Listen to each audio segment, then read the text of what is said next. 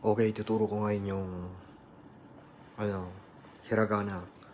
So, ito yung basics sa hiragana. Kailangan nyo itong pag-aralan kasi kung mag-aaral kayo dito sa Japan kasi may hiragana, katakana, kanji.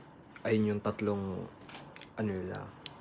Yung katulad sa atin, alphabet. Alphabet isa lang. Sa kanila tatlo. Ayun, kailangan natin tandaan to.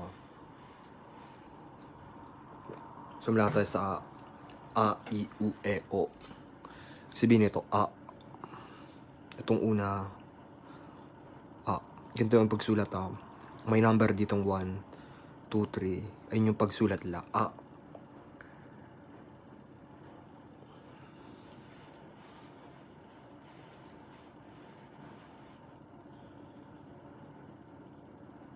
Ay na, A.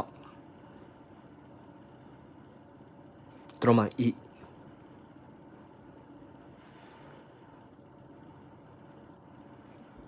Ito naman, U.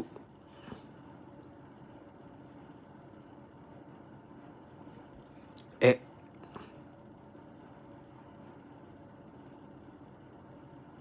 Ito naman, O.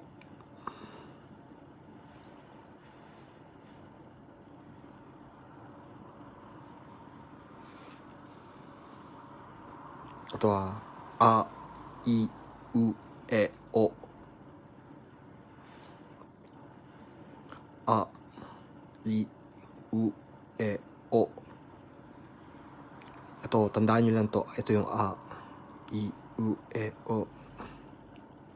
Sulat natin kung sa alphabet, ganito siya.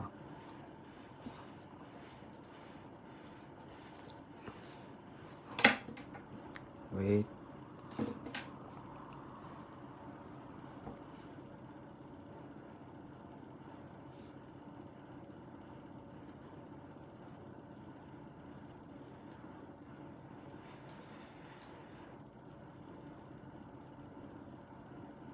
Yan. A, I, U, E, O.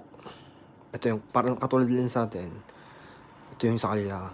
A, I, U, E, O. Ito yung una natin. A, I, U, E, O.